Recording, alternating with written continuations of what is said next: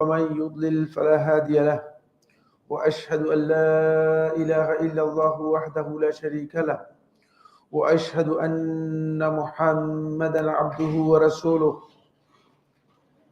الذي بلغ الرسالة وأدى الأمانة ونصح الأمة وكشف بإذن ربه الغمة وتركنا على بيضاء ليلها كنهارها لا يزيغ عنها إلا هالك. أما بعد فإن أصدق الحديث كتاب الله وخير الهدي هدي محمد صلى الله عليه وسلم وشر الأمور محدثاتها وكل محدثة بدعة وكل بدعة ضلالة وكل ضلالة في النار. عن أبي هريرة رضي الله تعالى عنه قال قال رسول الله صلى الله عليه وسلم إذا انتهى أحدكم إلى المجلس فليسلم فإذا أراد أن يقوم فليسلم وليست الأولى بأحق من الآخرة. أخرجه أبو داود في السنن والترمذي في السنن وحسنه والإمام أحمد في المسند وصححه الشيخ الألباني رحمه الله تعالى.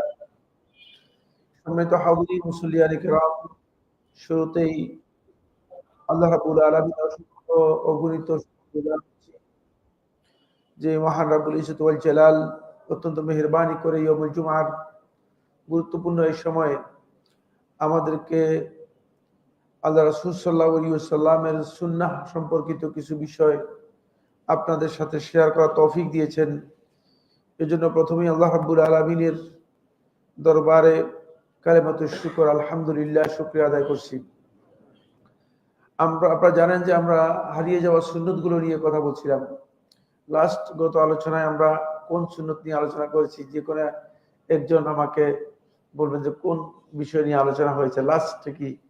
গত আলোচনায় লাস্টে কি আলোচনা হয়েছে? তো অনেক আগে আলোচনা হয়েছে।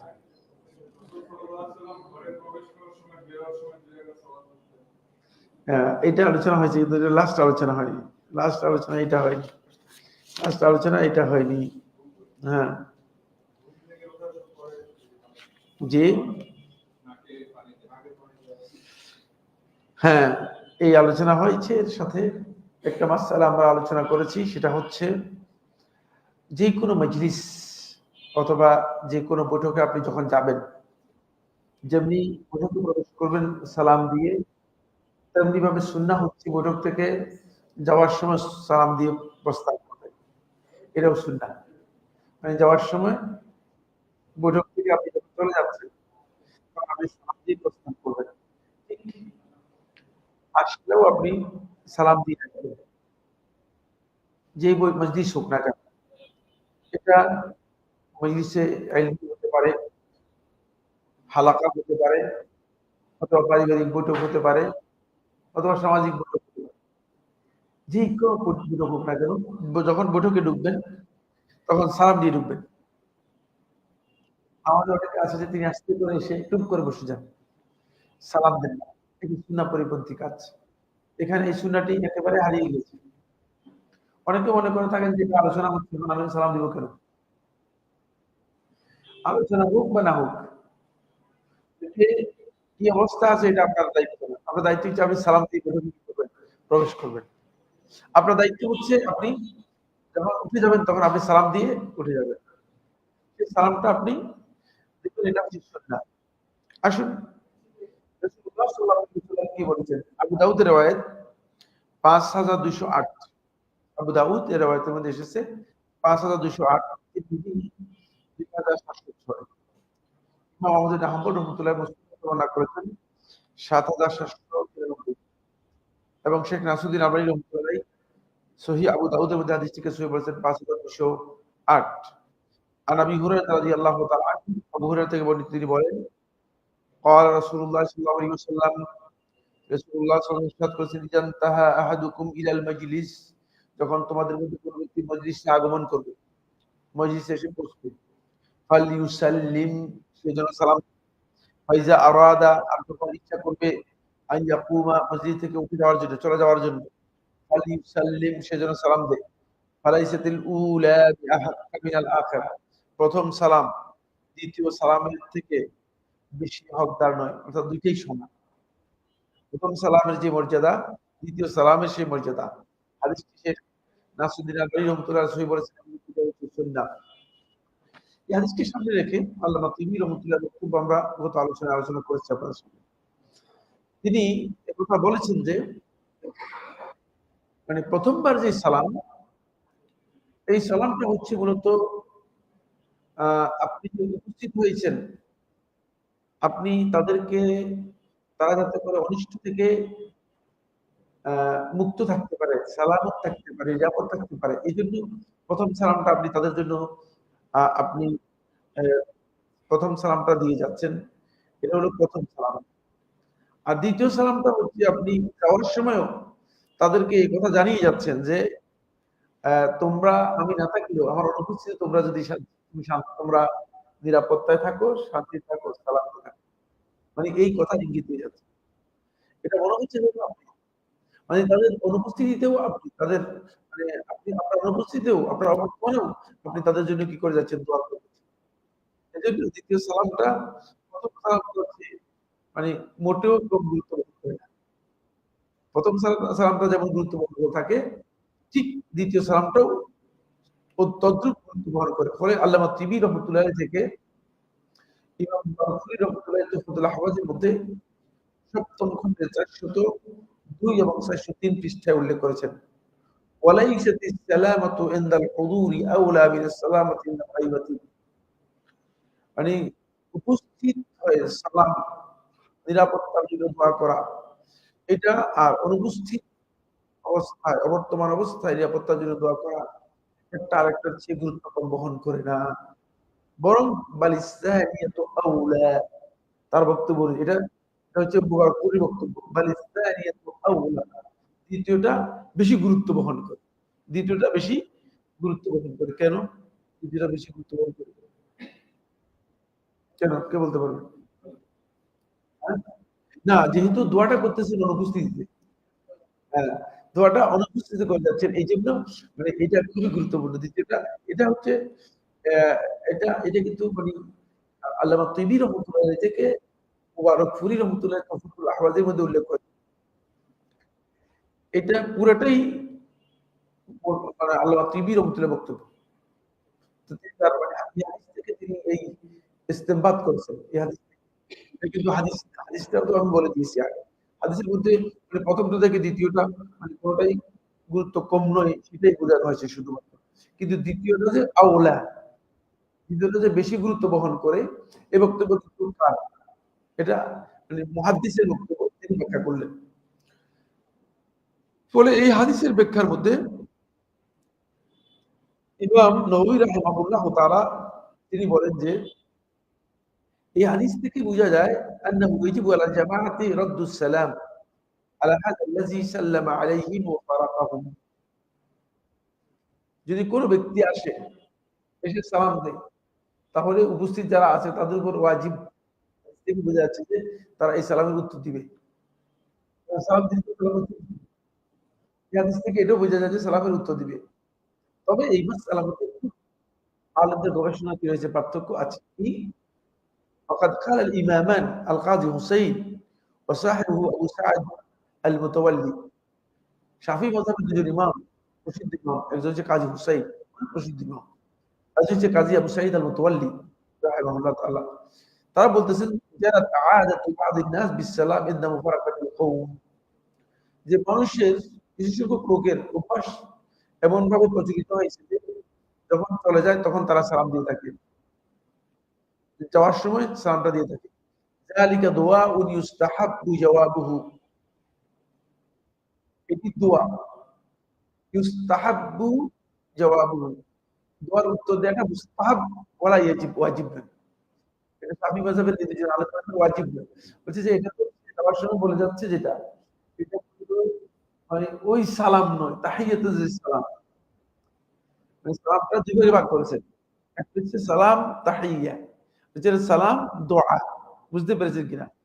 এটা ইমাম কাজী হুসাইন এবং ইমাম কাজী আবু সাঈদ আল মুতাওয়াল্লি রাহিমাহুল্লাহ তাআলা তারা সালামকে দুই ভাগে ভাগ করেছে। একটা সালাম তাহিয়া, আপনি আসছেন, আগমন করেছেন, আপনি অভিবাদন হিসেবে সালাম দিলেন। তাহলে এটার জবাব দেওয়াটা কিন্তু ওয়াজিব। দিতেই হবে। এটার কোনো খেলাফ নেই। কিন্তু ২য় বার যখন চলে যাচ্ছেন, তখনও কি সালামের জবাব দিতে হবে কিনা? তারা বলছে না, এটা যেহেতু চলে যাওয়ার সময় সালাম দিচ্ছে, এটা দোয়া করে যাচ্ছে। এটা দোয়া। তো দোয়া হলে এটা মুস্তাহাব উত্তর দেয়া। ওয়াজিব নয়। কারণ লিআন্না তাহিয়াতা ইন্নামা তাকুনু ইনদা লিকা, যে একজন ব্যক্তিকে আপনি মানে অভিবাদন জানান কখন? যখন তার সাথে সাক্ষাৎ হয় তখন, ঠিক না? লা ইনদাল ইনসিরাফ, যাওয়ার সময় নয়। সুতরাং সালামটা যে যাওয়ার সময় দিচ্ছে, এটা কিন্তু তাহিয়া নয়। এটা তাহিয়া নয়, তাদের বক্তব্য। ওয়াহাযা কালামুহুমা, এটা কে বলতেছেন? ইমাম নবী রাহমাতুল্লাহ বলতেছেন। ইমাম নবী রাহমাতুল্লাহ আলাইহি কিতাবুল আযকার মধ্যে বলতেছেন, পৃষ্ঠা নম্বর 258, পৃষ্ঠা নম্বর 258, ওয়াহাযা কালামুহুমা, এটি হচ্ছে এই দুজন ইমামের বক্তব্য। ওয়াকাদ আনকারাহুল ইমাম আবু বকর আশ-শাশি আল আখির মিন আসহাবিনা, আর শাফি মাযহাবের ইমামদের মধ্যে আবু বকর আশ-শাশি রাহমাতুল্লাহ আলাইহি এটাকে ইনকার করেছেন। না, এটা ঠিক না। এই বক্তব্য ঠিক না। ওয়াকালা হাযা ফাসিদ, এই বক্তব্য সঠিক না। সালাম দিয়েছে, উত্তর দিতে হবে। সালাম দিয়েছে, উত্তর দিতে হবে। সুতরাং এই বক্তব্য সঠিক না। লিআন্না সালামা সুন্নাতুন ইনদাল ইনসিরাফ, কেননা চলে যাওয়ার সময় সালাম দেওয়াটা সুন্নাহ। কামা হুয়া সুন্নাতুন ইনদাল জুলুস, যেভাবে বসার সময় সালাম দেওয়াটা সুন্নাহ। এখান থেকে বোঝা যায় যে সুন্নাহ হওয়ার কারণে এই সালাম উত্তর দিবে। কিন্তু সুন্নাহ চলে যাওয়াটা। ওয়াফি হাযাল হাদিস, আর এখানে এই হাদিসটাকে এটা বুঝাচ্ছে। ওয়াহাযা আল্লাযী ক্বালাহু শাশি, ইমাম আবু বকর শাশি রাহমাতুল্লাহ আলাইহি, এটা শাফি মাযহাবের অনেক বড় ইমাম ছিলেন। তার লেখা একটা কিতাব রয়েছে মুখতাসার আ আল ফিকহ আশ-শাফিঈ, ৫ খন্ডে লিখা। ইমাম শাফি রহমাতুল্লাহ আলাইহি ফিকহের উপর লিখা। তার এই বক্তব্যটি অত্যন্ত গুরুত্বপূর্ণ। তার এই বক্তব্যের উপর কমেন্ট করতেছেন এখন। কমেন্ট করতেছেন কে? কমেন্ট করতেছেন ইমাম নবী রহমাতুল্লাহ আলাইহি। ওয়াহাযা আল্লাযী ক্বালাহু আশ-শাশি, আবু বকর আশ-শাশি যে বক্তব্যটি দিয়েছে, হুয়া আস-সাওয়াব, এটাই সঠিক। এটা কিতাবুল আযকারের মধ্যে এই বক্তব্য দিয়েছেন। হুয়া আস-সাওয়াব, এটাই সঠিক। তাহলে আমরা এই ইখতিলাফ থেকে বুঝতে পারলাম যে মানে যাওয়ার সময় সালাম দিবে, এই ব্যাপারে দ্বিমত নেই। এটা সুন্নাহ। এটা বুঝতে পারলাম, ঠিক। এটার উপর এই সালামের জবাব দিবে, এটাও কি? সুন্নাহ। যদিও মানে ইখতিলাফ রয়েছে, ইখতিলাফটা শক্তিশালী নয়। যেহেতু ইমাম নববী রাহমাতুল্লাহ আলাইহি তাহকিকের দিক থেকে মানে শাফি মাযহাবের সবচেয়ে বড় ইমামদের একজন। আর মানে বিল জুমলা, মৌলিকভাবে সমস্ত মুহাক্কিকের মধ্যে, সমস্ত মুহাক্কিকদের কাছে ইমাম নবী রহমতুল্লাহ আলাইহি হচ্ছে মৌলিকভাবে প্রথম পর্যায়ের আহলে হাদিসের একজন। যাদের হাদিসের ব্যাপারে যাদের মানে প্রথম পর্যায়ে লিস্ট রয়েছে, লিস্টের নাম রয়েছে, তাদের মধ্যে একজন ছিল ইমাম নবী রহমতুল্লাহ। ইমাম নবী রহমতুল্লাহ আলাইহি এটাকে তারজীহ দেওয়ার অর্থ হচ্ছে এই যে এই বক্তব্যটাই সঠিক। তাই ইমাম আহমদ ইবনে হাম্বল রহমতুল্লাহ বলেন, ওয়া মিনাস সুন্নাতি লিল মুসলিম, মুসলিমের জন্য সুন্নাত হচ্ছে ইজা আরাদা ইনসিরাফ আও আল কিয়াম মিন মাজলিসিহি, যখন কোন মজলিস থেকে উঠে যাবে অথবা চলে যাওয়ার জন্য চাইবে, আইয়ুসাল্লি, তিনি সালাম দিবেন। এবং এই সালাম দেওয়াটাই হচ্ছে মূলত সুন্নাহ, এবং এটাই মানে কিন্তু সুন্নাহটা আপনি এখন লক্ষ্য করুন, খুব ভালো করে খেয়াল করুন। এই সুন্নাহটা এখন বর্তমানে অনেকটা মানে হারিয়ে গেছে বললেও চলে, বা এই সুন্নাহটা আমাদের কাছে নাই বললেও চলে। আরেকটি মাসআলা, আরেকটি সুন্নাহ, এটি খুবই গুরুত্বপূর্ণ এবং খুবই ইম্পর্টেন্ট। এটা আমাদের মধ্যে প্রচলন নাই অথবা প্রচলন হারিয়ে গিয়েছে। সেটা হচ্ছে বলার আগে সালাম দিবে, তারপরে কথা বলবে। কথা বলার আগে সালাম দিবে, তারপরে কি? কথা বলবে। অনেকে আছে যে কথা বলে বিভিন্ন অ্যাডজাস্ট করে, তারপরে তিনি কি করেন? এখন আপনাদের সবাইকে আমি সালাম জানাচ্ছি, আসসালামু আলাইকুম ওয়া রাহমাতুল্লাহ। মানে অনেক বক্তব্য দেখা যায়, বক্তব্যের মধ্যে অনেককে দেখা যায় যে তিনি কথা বলার আগে মানে সালাম না দিয়ে, নবী সাল্লাল্লাহু আলাইহি ওয়াসাল্লামের সুন্নাহ হচ্ছে কথা বলার আগে সালাম। সুতরাং খতিব যখন খুতবা শুরু করবেন, তিনি খুতবা শুরু করবেন প্রথমে সালাম দিয়ে, তারপরে খুতবা শুরু হবে।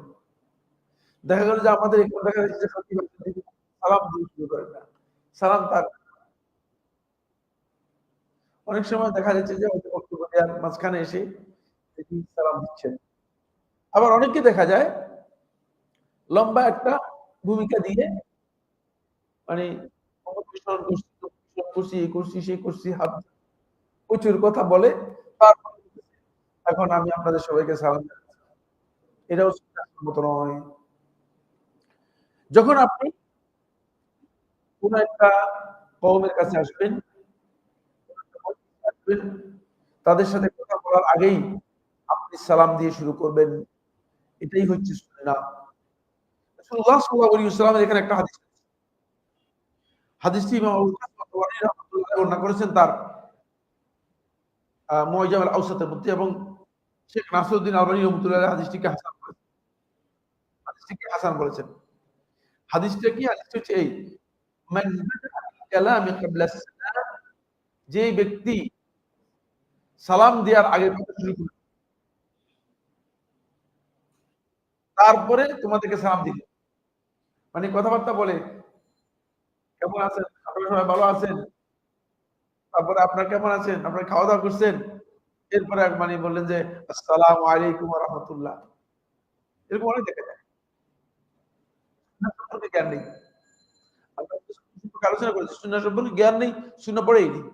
বুঝতে পেরেছেন? এই হাদিসটা দেখেন।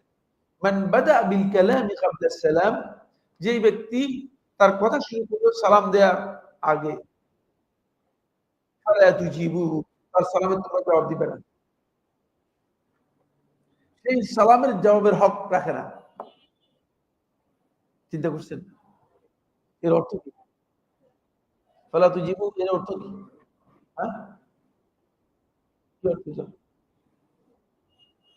হ্যাঁ? এটা তো কথা বুঝতে হবে। সালামের জবাব দেওয়া হবে না, তো আমিই বলে দিলাম। বলি সালামের তোমরা জবাব দিবে না। কিন্তু এটা দিয়ে কি বুঝায়? হ্যাঁ, সালামের হক নষ্ট হয়ে গেছে। সালাম যে একটা হক রাখতো জবাব দেয়া, উজুব হারিয়ে গিয়েছে। চিন্তা করেছেন? সালামের তোমরা জবাব দিবে না। রাসূলুল্লাহ সাল্লাল্লাহু আলাইহি ওয়াসাল্লাম এই কথা কেন বলেছেন? এই হাদিসের ব্যাখ্যার মধ্যে আহলে ইলম বলেন যে আল্লাহ নবী সাল্লাল্লাহু আলাইহি ওয়াসাল্লাম কথা বলেছেন তাআদ্দুবান ওয়া তা'লিমান। এর আদব শিখানোর জন্য এবং শিক্ষা দেওয়ার জন্য যে সালাম আগে দিতে হয়, তারপরে কথা বলতে হয়। সবাই চুপ থাকবে, জবাব দিবে না। সবাই চুপ থাকবে, জবাব দিবে না। যদি বলে সালামের জবাব দেন না কেন? বলে যে না, এই সালামের জবাব নেই। সালামের জবাব দেওয়ার বিষয়টি খুব ভালো করে, সালামের জবাব দেওয়ার বিষয়টি মানে এর ৪ টি কাজের ব্যাপারে হাসি আবেদিনের মধ্যে ফতোয়া স্বামী যেটাকে বলা হয় থাকে হানাফি মাযহাবের পক্ষটা। ৪ টি কাজ এগুলো সুন্নাহ। কিন্তু এর এগেইনস্ট যে কাজ আছে সেটা হচ্ছে ওয়াজিব। তোর মধ্যে সালাম হচ্ছে সুন্নাহ। কিন্তু সালামের এগেইনস্ট উত্তর দেওয়াটা হচ্ছে ওয়াজিব। উত্তরের এগেইনস্টটা কি? সালামের জবাব দেওয়াটা হচ্ছে ওয়াজিব। দেখেন। কিন্তু সালাম দেওয়াটা হচ্ছে কি?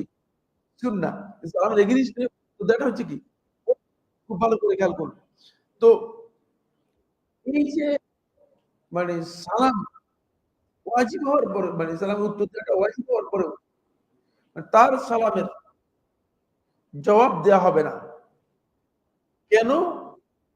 তাকে এই কথা শিক্ষা দেওয়ার জন্য যে তুমি রাসূল সাল্লাল্লাহু আলাইহি ওয়াসাল্লামের সুন্নাহ লঙ্ঘন করছো।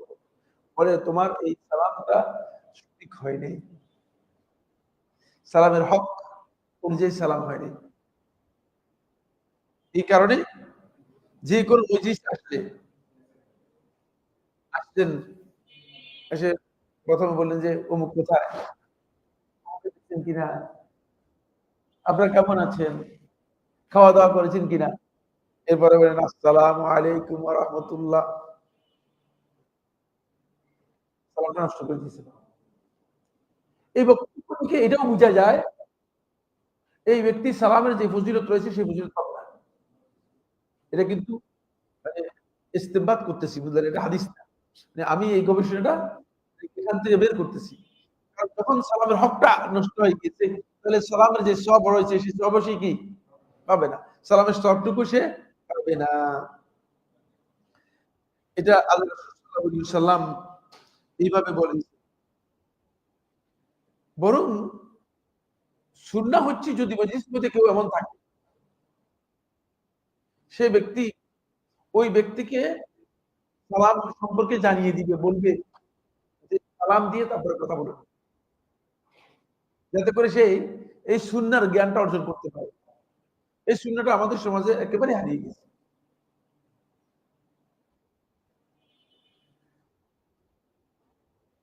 এখানে একটি গুরুত্বপূর্ণ মাসআলা আমরা আলোচনা করব। সালামের সাথে সংশ্লিষ্ট মাসআলার সাথে। অনেকে কথা বলার সময়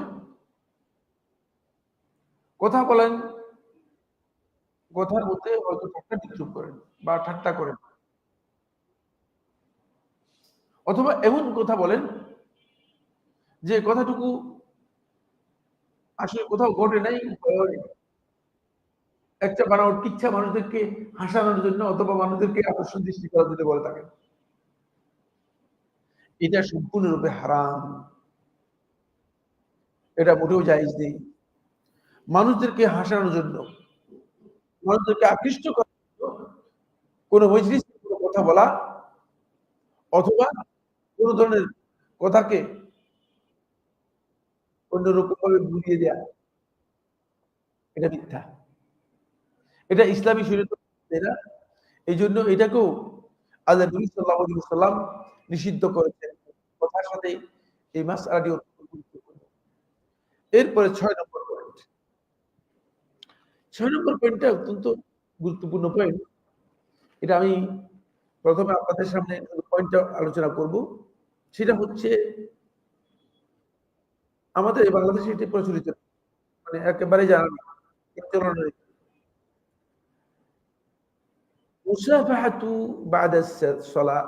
সলাতের পরে দেখা যায় ইন্দোনেশিয়া, মালয়েশিয়া, তুরস্ক কিছু অঞ্চল, এই সমস্ত অঞ্চলে দেখা যায় আসসালামু আলাইকুম ওয়া রাহমাতুল্লাহ, আসসালামু আলাইকুম ওয়া রাহমাতুল্লাহ সালাম ফিরানোর পরে মুসাফাহা করে। দেখছেন কিনা এটা? হ্যাঁ, আছে। যারা বাইরে গেছেন তারা সবাই দেখার কথা। আর যারা বাংলাদেশে আছেন দেখবেন করতে বাংলাদেশেই করতে। বুঝলেন? এই যে মানে মুসাফাহা করাটা সালামের পরে, সালাতের পরে, এই মুসাফাহার মাসআলা নিয়ে আলেমদের মধ্যে বিশাল ইখতিলাফ রয়েছে। এখানে আমরা আপনাদের আলেমদের বক্তব্যগুলো আমি আলোচনা করব। আলোচনা করার পরে এরপর আমি মূল যে কথাটি রয়েছে সেই কথাটি আমি আপনাদের সামনে তুলে ধরার জন্য চেষ্টা করব। এমনি মূলত কোন একজন ব্যক্তির সাথে যখন ১ম এ সাক্ষাৎ হবে। সাক্ষাৎ হওয়ার পরে তার সাথে মুসাফাহা করা সুন্নাহ। এটা এ ব্যাপারে আলেমদের কোন দ্বিমত নেই। যেমন আপনার সাথে আমি আসলাম, দেখা হয়েছে। আপনি আমার সাথে মুসাফা করতে চাচ্ছেন। এই মুসাফা করা সুন্নাহ। এতে কোন ধরনের আলেমদের দ্বিমত নেই। কোন ধরনের আলেমদের কি নেই? দ্বিমত নেই। যদি কোন ব্যক্তির সাথে সাক্ষাৎ হয়, মানে সাক্ষাৎটা অনেক দিন পরে হতে পারে, মানে ১ দিন পরে হতে পারে। অথবা মানে মনে করেন দুবার সময় সাক্ষাৎ হয়েছে আবার এখনো হয়েছে। মুসাফা করতে পারবেন। সাক্ষাৎ হলে ইনদাল লিকা, সাক্ষাতের সময় মুসাফা করাটা এটি আলেমদের বক্তব্য, সাহাবায়ে কেরামদের আমল দ্বারা প্রমাণিত হয়েছে। এটি সুন্নাহ। এতে কোন সন্দেহ নেই। এখানে কোন সন্দেহ নেই। কিন্তু কোন একজন ব্যক্তি মসজিদে এসে প্রবেশ করলেন। মসজিদে এসে প্রবেশ করার পরে আবার মসজিদের ১ম লাইন থেকে আরম্ভ করে সবার সাথে মুসাফা করে ওই শেষ লাইন থেকে উঠাবেন কিনা? এদের সাথে লেখা হচ্ছে এখন। তিনি আদৌ এটা করবেন কিনা? বুঝেন? এই মাসআলাটা খুবই ইম্পোর্টেন্ট। সেটা হচ্ছে এটা একটা হচ্ছে একটা মজলিসে আপনি গেছেন, মনে করেন ৫০ জনের মজলিস। এখন মজলিসে আপনি আসছেন। কারণ সবার সাথে আপনি দাঁড়াই, সবাই আপনাকে দাঁড়ায় মুসাফা করতেছে, আপনি সবার সাথে মুসাফা করতেছেন। এটা আরবদের কাছে প্রচলিত। ১০০ জন থাকলে ১০০ জনের সাথে মুসাফা করতে হবে। আপনি মজলিসে গেছেন, মজলিসে ৫০ জন বসে আছে। আপনি শুধু একজনকে সালাম দিলেন, আর বাকিদের সালাম দিলেন না। তখন আপনার উপর একেবারে সংক্ষুব্ধ, মানে আপনার মানে পারলে আপনাকে মারবে। আপনি অপমান করলেন। আপনি অপমান করলেন। মানে আপনি সবাইকে মানে বাই রোটেশন যেভাবে যেভাবে বসে আছে সেভাবেই সবাইকে আপনি কি করবেন? মুসাফা করবেন। সবাইকে সালাম দিয়ে মুসাফা করে যাবেন। এই পদ্ধতি।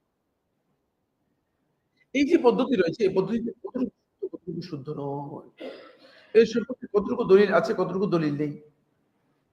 এটা নিয়ে শেখ আব্দুল আজিজ আব্দুল হামিদ বাজ রাহিমাহুল্লাহ তাআলা তিনি তার ফতোয়ার মধ্যে বলেন, শেখ রহমাতুল্লাহ আলাইহির ফতোয়ার মধ্যে তিনি বলেন যে هذه المسافحة لا أعلم لها أصلا من السنة أو من فعل الصحابة رضي الله تعالى عنهم। এই যে মুসাফাহা এই পদ্ধতিতে যে পদ্ধতি বললাম, এই পদ্ধতিতে মুসাফাহা করা এই সম্পর্কে কোন ভিত্তি সুন্নাহর মধ্যে আছে আমাদের জানা নেই এবং সাহাবায়ে কেরামদের আমলের মধ্যে রয়েছে জানা নেই। ওয়ালাকিন্নাল ইনসান ইযা ফাআলাহা বা'দা as-সালাতি আলা সাবিল আন্নাহু মাশরুআ। কিন্তু সালাতের পরে যদি কেউ এই অর্থে যে সালাতের পরে সালাত শেষ হয়ে গেছে এই অর্থে যদি লা আলা সাবিলি আন্নাহা মাশরুআ, এই অর্থে নয় যে এটা শরীয়তের বিধান, মানে শরীয়তের বিধান হিসেবে নয়, বরং ওয়ালাকিন আলা সাবিলি তা'লিফ ওয়াল মুওয়াদ্দাহ, ভালোবাসা এবং বন্ধুত্বের জন্য, মানে দুটোর সাথে ভালো পরিচয় আছে, দেখা হয়েছে। যদি এই উদ্দেশ্য হয় তাকে فأرجو ألا يكون بهذا بأس।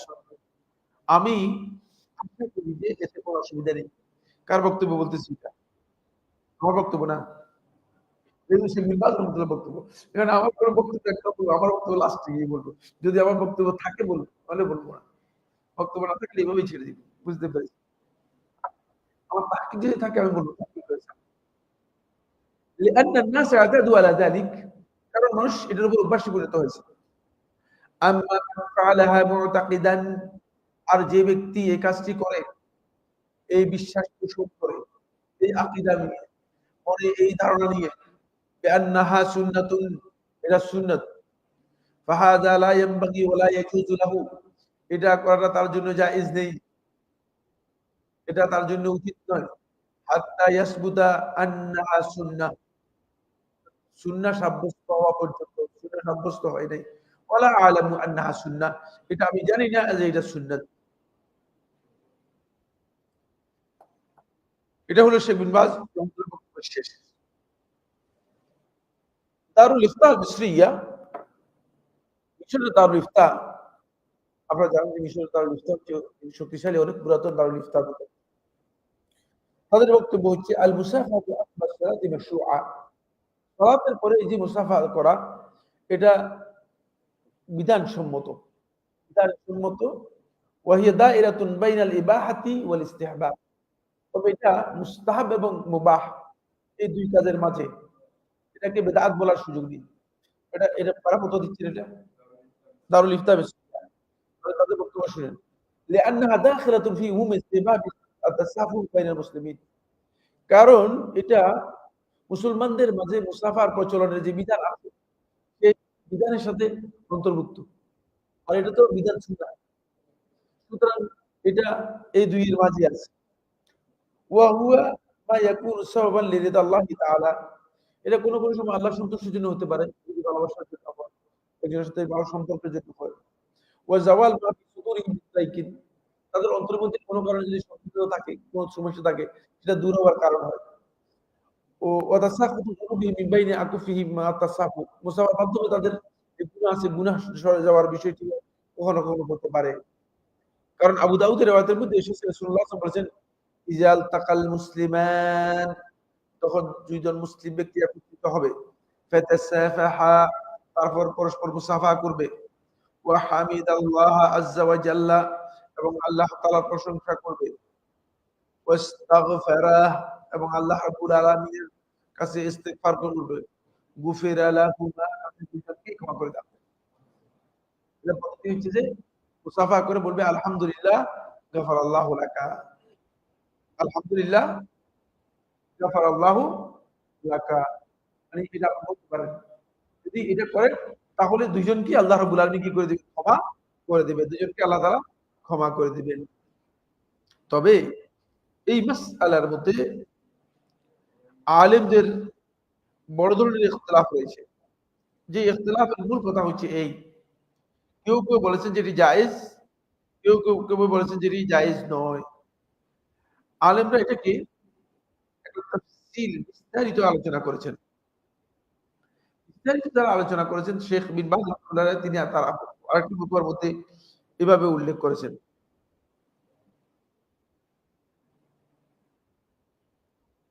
শেখ বিন বাজ রাহমাতুল্লাহ আলাইহি তার ফতোয়ার মধ্যে তিনি উল্লেখ করেন ইজা সাফা আখাহু বাদা সলাতে বাদা যিকর বাদা ফারাগিহি মিনাজ যিকর, যদি কোন ভাইয়ের সাথে মুসাফা করে সালামের পরে, সালাতের পরে এবং জিকিরের পরে, সাফা আখাহু ইজা কানা মা সাফাহাহু ক্বাবলা যালিকা, যদি আগে তার সাথে মুসাফা না হয়ে থাকে তাহলে তার সাথে মুসাফা করবে।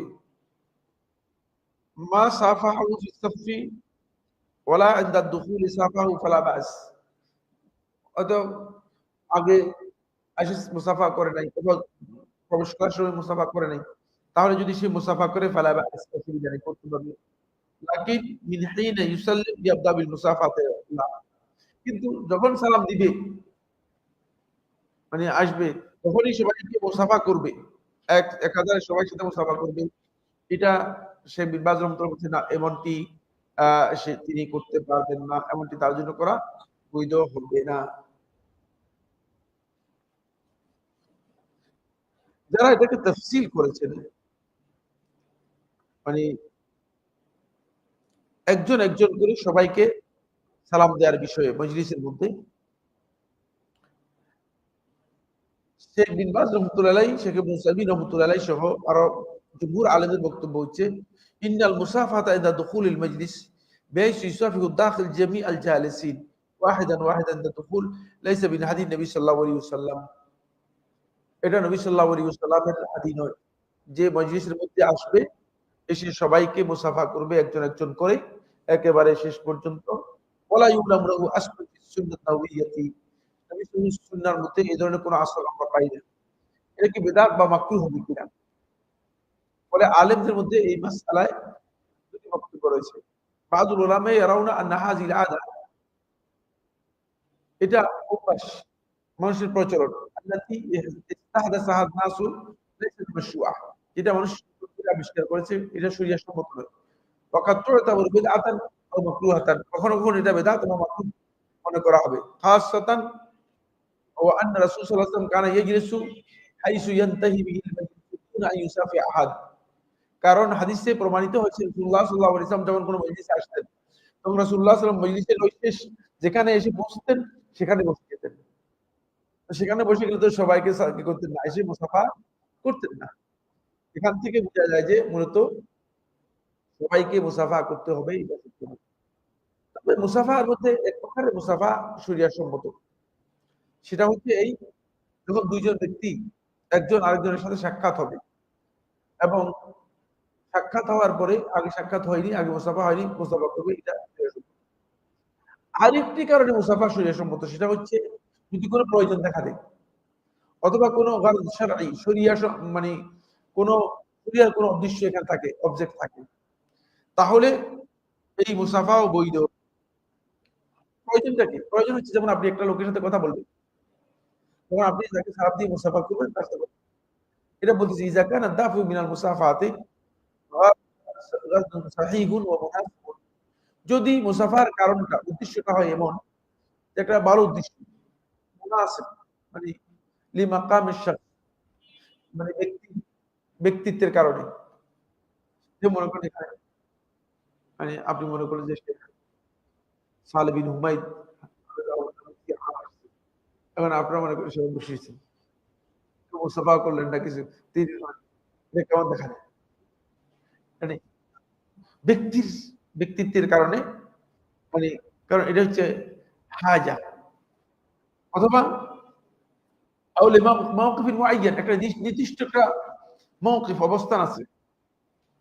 কান ইয়াকুমা দাখিল লিমুকাবালাতিল কাদিম, যেমন আমরা সবাই একটু লোক মানে আসতেছেন, অপেক্ষা করতেছি, তাকে এগিয়ে নিয়ে আসার জন্য যাচ্ছি, তখন সবাই মুসাফা করবে। লিইউসাফিহাহু আও ইউসরাহু লিমাকানিন ইয়াজলিসু ফিহি, তারপরে মুসাফা করে তাকে যেখানে আসে বসার সেখানে বসিয়ে দেওয়ার জন্য তার সাথে মুসাফা করবে। যদি এই উদ্দেশ্য হয় থাকে, ফাহাদা লা বা'সা বিহি বাল ইউআদ্দু সুন্নাতুন, বরং এটাকে সুন্নাত মনে করা হবে, এটাকে সুন্নাহ হিসেবে গণ্য হবে। এটা নবী সাল্লাল্লাহু আলাইহি ওয়াসাল্লামের হাদিস, যেমন কাউকে মুসাফা করে নিয়ে আসলেন, এটা সুন্নাহ হিসেবে গ্রহণযোগ্য হবে। খোলাসা কথা হচ্ছে এই মাসআলার মধ্যে কোন মজলিসে অথবা মানে মসজিদে অথবা মুসলিম মজলিসে প্রবেশ করলে তিনি সালাম দিয়ে প্রবেশ করবেন, তিনি সবার সাথে মুসাফা করবেন না। এটা সুন্নাহ দ্বারা সাব্যস্ত হয় নাই। একজন একজন করে সবার সাথে মুসাফা করবেন না। যদি এসে যেখানে বসেছেন একবারে মানে মারাত্মকভাবে যিনি ঘুমিয়ে আছেন তার সাথে শুধু মুসাফা করবেন। তিনি খুব ঘুমাচ্ছেন, তার সাথে কি করবেন? মুসাফা করবেন। কারণ ঘুম থেকে তাকে জাগানোর তার কোনো সুযোগ নেই। বুঝতে পেরেছি? এজন্য মুসাফা করেন, মুসাফা করেন। এখন শুধু মানে যার সাথে মানে বসছেন তার সাথে তিনি মুসাফা করবেন, আর একজন একজন করে সবার সাথে করবেন না। এরপরে যে মাসআলাটি আমরা আলোচনা করব সেটা হচ্ছে মুসাফাহার জন্য দাঁড়ানো, এবং এই ক্ষেত্রে সুন্নাতটা কি? এখানে দেখা যায়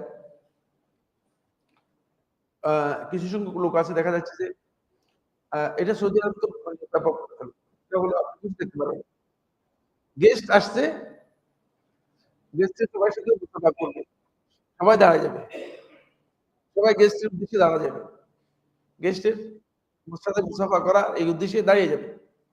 দাঁড়ানো এই মুসাফার জন্য এটা কতটুকু ইসলাম অনুমোদন দিয়ে থাকে বা কতটুকু এর বৈধতা ইসলাম অনুমোদন রয়েছে। فإننا لم نجد نفرق في حكم قيام القائد للقائم بين من كان في المسجد أو غيره। কোন ব্যক্তি যে বসে আছে মানে আর যে আগমন করেছে তার জন্য বসা ব্যক্তি দাঁড়িয়ে যাওয়া, সে মসজিদে হোক অথবা কোন মজলিস হোক অথবা অন্য কোথাও হোক, তার জন্য যে দাঁড়িয়ে যাওয়া, এক্ষেত্রে আমরা কোন ধরনের পার্থক্য মানে পাই না। ফাদ্দাহির আন্নাহু লা হারাজা আলাইকা ফিল কিয়াম, এখানে জাহির মানে বক্তব্য হচ্ছে আন্নাহু লা হারাজা আলাইকা, এখানে কোন সমস্যা নেই, ফিল কিয়াম আল মাযকুরিন, ওই সমস্ত ব্যক্তিদের জন্য দাঁড়ানো, ইযা কানা যালিকা আলা ওয়াজহিল বিররি ওয়াল ইকরামি ওয়াত তাওকীর, যদি সেটা সম্মানের জন্য, তাকে অভিবাদন জানানোর জন্য, স্বাগত জানানোর জন্য হয়ে থাকে, তাহলে এটা জায়েজ, দাঁড়াতে পারবেন।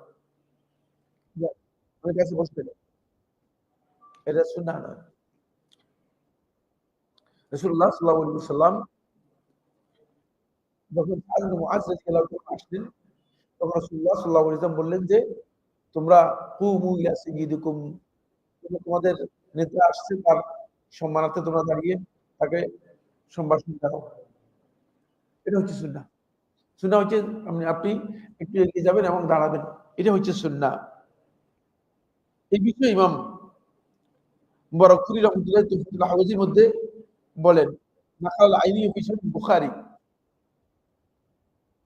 ইমাম বদরুদ্দীন আইনি হানাফি মাযহাবের ইমাম ছিলেন, হানাফি মাযহাবের ইমাম ছিলেন। তিনি সহিহ বুখারী এর মধ্যে বর্ণনা করেন, আন আবিল ওয়ালিদ ইবনে রাশিদ, আবিল ওয়ালিদ ইবনে রাশিদ থেকে বর্ণনা করেন, আন্নাল কিয়াম আলা আরবাতি আওজুহ, মুসাফা করার জন্য দাঁড়ানো চারটা হুকুম রয়েছে। কয়টা হুকুম রয়েছে?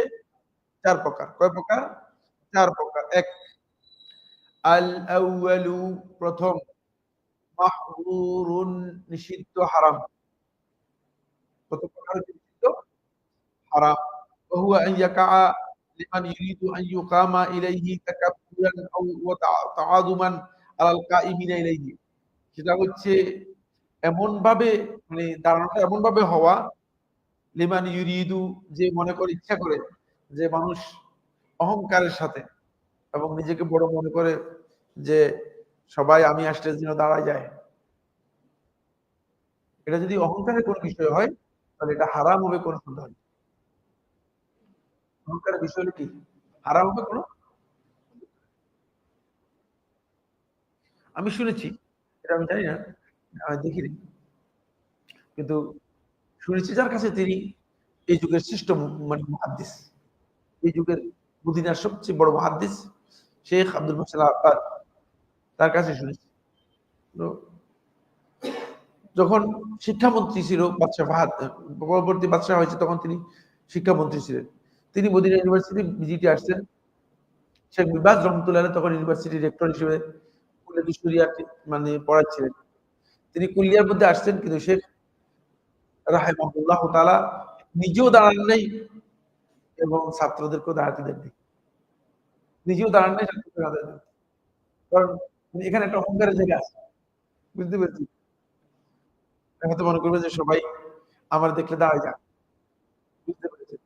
এজন্য সম্ভবত শেখ রহমতুল্লাহ আলাইহি দাঁড়াতে দেন নাই। এটা হলো ১ম কথা। এটা কিন্তু হানাফি ফিকহ থেকে বলতেছি। এটা বদরুদ্দীন আইনী রহমতুল্লাহ আলাইহির একটা কিতাব আছে যে তিনি বুখারীর শরহ করেছেন। এটার নাম হচ্ছে উমদাতুল কারি। উমদাতুল কারির মধ্যে বর্ণনা করেছেন।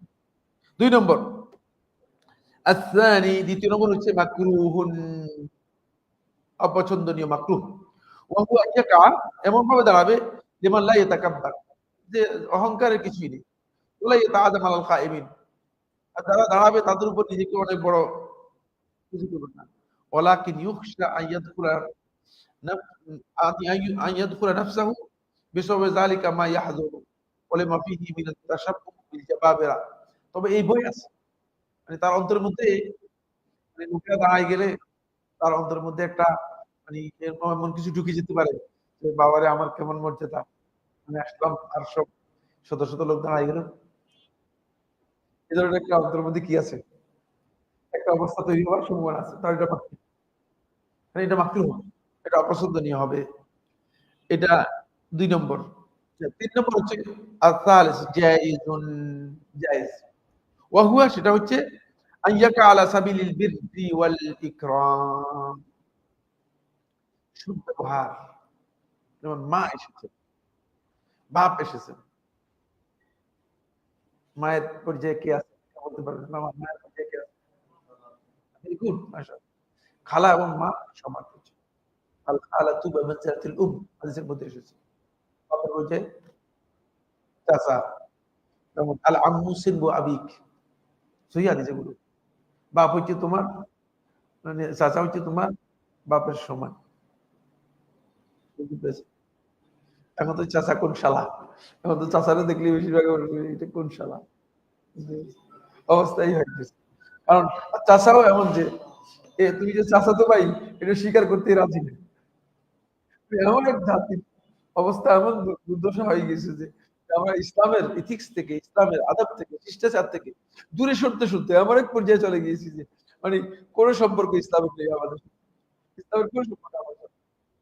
মানে আমার কাছে টেলিফোন করে বলতেছে যে, বলছে, শেখ আমার এক মুফতি চাচা আছে, আমার বিয়ে দেওয়ার মতো কেউ নেই। কিন্তু আমার চাচা চাই যেন আমার বিয়ে হয়। কি উত্তর দিব? বলেন কি উত্তর দিব আমি এই প্রশ্নের? হ্যাঁ, আপনি বলেন, আপনার উত্তর দেন। যেকোনো একজন উত্তর দিন। কে দিতে পারবে এই মাসালা ফতোয়া? এত বড় আলেম এখানে। হ্যাঁ, এই মাসালা ফতোয়া কি হবে? এই কোর্টে চলে যাবে। কোর্টে গিয়ে সে কোর্ট থেকে পারমিশন নিয়ে তারপরে কি করবে? নিজে বিয়ে করবে। নিজে বিয়ে করবে। তার বেলায়েত কি হয়ে যাবে? কোর্টের মাধ্যমে সাব্যস্ত হয়ে যাবে। কারণ চাচা তাকে এভাবে কি করতে পারে না। বিয়ে বন্ধ করে রাখতে পারে না। চাচার সেই ক্ষমতা নেই। চাচার সেই ক্ষমতা নেই। আচ্ছা, এটা আমাদের আলোচ্য বিষয় নয়। ওয়াল ইকরাম, সম্মানের জন্য। সম্মান হচ্ছে এরকম একটা, খুব সম্মানিত মানুষ। সম্মান দেখিয়ে লিমান লা ইউরিদু যালিকা ওয়া ইউমানু মাআহু তাশাব্বুহু বিল জাবাররা। আর মানে কোন ধরনের এ সাদৃশ্য নেই কাফেরদের সাথে অথবা অহংকারীদের সাথে কোন সাদৃশ্য নেই। তাহলে এই সমস্ত ব্যক্তির ক্ষেত্রে জায়েজ। ব্যক্তিগত পর্যায়ে যদি আপনি মুসাফাহা করার জন্য দাঁড়ান, তাহলে এটা আপনার জন্য জায়েজ এবং এটা অনুমোদন রয়েছে। ওয়ার-রাবিউ চতুর্থ নম্বর হচ্ছে মানদুবুন মুস্তাহাব বা সুন্নাত। ওয়া হুয়া আন ইয়াকুমা লিমান কাদিমা মিন সাফারিন, যে ব্যক্তি সফর থেকে আসছে, ফারাহান বিকুদুমিহি, তার আগমনে আনন্দিত হয়, লিইউসাল্লিমা আলাইহি, তাকে সালাম দেওয়ার জন্য, আও ইলা মান তাজাদাত লাহু নি'মাতুন, অথবা নতুন কোন সুসংবাদ আছে, নতুন কোন নিয়ামত পেয়েছে। যেমন লোকটার একটা ভালো একটা সন্তান হয়েছে, তখন আপনি তাকে নিয়ে মুসাফা করতে পারবেন। আও ফায়ুহান্নিহু বলবেন, তাকে শুভেচ্ছা জানাবেন। আও মুসিবাহ, অথবা কোনো বিপদ, ফায়ুআযজিহু বিসাওবিহা, এই কারণে তাকে আপনি কি করবেন? সমবেদনা জানাবেন। এই অবস্থায় আপনার সুন্নাহ হচ্ছে আপনি তার জন্য দাঁড়াবেন এবং তার সাথে গিয়ে মুসাফা করবেন। সুন্নাহ হচ্ছে তার জন্য দাঁড়াবেন এবং তার সাথে কি করবেন? মুসাফা করবেন। নবী সাল্লাল্লাহু আলাইহি ওয়াসাল্লাম যখন ইকরিমা ইবনে আবি জাহল রাদিয়াল্লাহু তাআলা আনহু যখন আসলেন, তখন নবী সাল্লাল্লাহু আলাইহি ওয়াসাল্লাম একেবারেই দৌড় দিয়ে নবী সাল্লাল্লাহু আলাইহি ওয়াসাল্লাম তার জন্য এগিয়ে গেলেন এবং বললেন, মারহাবান, তোমার জন্য মারহাবান, স্বাগত জানালেন নবী সাল্লাল্লাহু আলাইহি ওয়াসাল্লাম এবং তার সাথে মুসাফা করলেন এবং হাদিসের মধ্যে রয়েছে নবী সাল্লাল্লাহু আলাইহি ওয়াসাল্লাম তার সাথে কোলাকুলি করলেন। এই হাদিস থেকে বোঝা যায় যে যদি ইকরামের জন্য হয়, সম্মানের জন্য হয়, এবং যদি সেটা পুণ্যের জন্য হয়, মানে সদ্ব্যবহারের অন্তর্ভুক্ত হয়, তাহলে এটা সুন্নাহ সম্মত হবে, সুন্নাহর বিপরীত হবে না। ফলে এই বক্তব্যের পরে কমেন্ট করতেছেন ইমাম হাফেজ ইবনে হাজার আসকালানী রহমতুল্লাহ ফাতুল বারীর মধ্যে। তিনি কমেন্ট করতেছেন এভাবে, তিনি বলতেছেন, قال الغزالي, ইমাম আবু হামেদ গাযযালী রাহমাতুল্লাহ আলাইহি বলেছেন, আল কিয়াম আলা সাবিলিল ইরদাম মাকরুহ, কাউকে বড় মনে করার জন্য, বড় হিসেবে সাব্যস্ত করার জন্য এটি দাঁড়ানো মাকরুহ। ওয়া আলা সাবিলিল ইকরাম, আর সম্মান প্রদর্শন করার জন্য লা ইউকরাহু, এটা মাকরুহ নয়। ওয়া হাযা তাফসীরুন হাসানুন, এই যে ব্যাখ্যা দিয়েছেন, এই ব্যাখ্যাটা সবচেয়ে উত্তম। এটা কে বলতেছেন? হাফেজ ইবনে হাজার রাহমাতুল্লাহ ফাতুল বারীর মধ্যে বলতেছেন। এখান থেকে বোঝা যায় যে আমরা যদি কেউ যদি দাঁড়ায় এবং দাঁড়িয়ে গিয়ে যদি মুসাফাহা করে, তাহলে এটা তিনি করতে পারেন। এবার দেখেন, যারা বলেছেন যে দাঁড়িয়ে গিয়ে মুসাফা করলে এটা করতে পারেন আগন্তুকের জন্য, তার হাত ধরে মুসাফা করার, তারা বলেছেন যে এটা সুন্নাহ। লিমা রাওয়া আবু দাউদ ফিল আদাব, ইমাম আবু দাউদ রাহমাতুল্লাহ আলাইহি কিতাবুল আদবের মধ্যে বর্ণনা করেন, আন্না নবী সাল্লাল্লাহু আলাইহি ওয়াসাল্লাম কামা লি ফাতিমা, নবী সাল্লাল্লাহু আলাইহি ওয়াসাল্লাম ফাতিমা রাদিয়াল্লাহু তাআলা যখন আসতেন, তখন নবী সাল্লাল্লাহু আলাইহি ওয়াসাল্লাম দাঁড়িয়ে যেতেন। ফাকামাত লাহু, আর ফাতেমা রাদিয়াল্লাহু তাআলা যখন নবী সাল্লাল্লাহু আলাইহি ওয়াসাল্লাম আসতেন, তখন তার জন্য দাঁড়িয়ে যেতেন। ওয়ালি আমরিহি সাল্লাল্লাহু আলাইহি ওয়াসাল্লাম সাহাবা, আর সাহাবায়ে কেরামকে নবী সাল্লাল্লাহু আলাইহি ওয়াসাল্লাম নির্দেশ দিয়েছেন। সাদ ইবনে মুআয, সাদ ইবনে মুআয রাদিয়াল্লাহু তাআলাকে দেখে বলছেন যে, যখন তিনি আসছেন তখন বলছেন যে, কুমু ইলা সাইয়্যিদিকুম, বনি কুরাইজার হুকুম দেওয়ার জন্য আসছিলেন। বনি কুরাইজা ছিল ইহুদি। এদের ব্যাপারে ফয়সালা করার জন্য রাসূলুল্লাহ সাল্লাল্লাহু আলাইহি ওয়াসাল্লাম সালিসের কাজে সাদ ইবনে মুআযকে রাখছেন। রাসূল সাল্লাল্লাহু আলাইহি ওয়াসাল্লাম সালিসের জন্য ওহী নাযিল হয়। এখন আমরা বুঝতে হবে ইসলাম আসলে আমরা অনেকে ইসলাম বুঝি না। ওহী নাযিল হচ্ছে রাসূলুল্লাহ সাল্লাল্লাহু আলাইহি ওয়াসাল্লামের উপর। ওহীর মাধ্যমে, ঠিক না? তিনি সালিসের জন্য ডাকতেছেন সাদ ইবনে মুআযকে, সালিস করার জন্য। কি কারণটা কে বলতে পারবে এখানে? হ্যাঁ?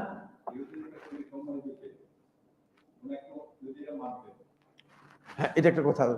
এছাড়া আর কোনো কথা নেই?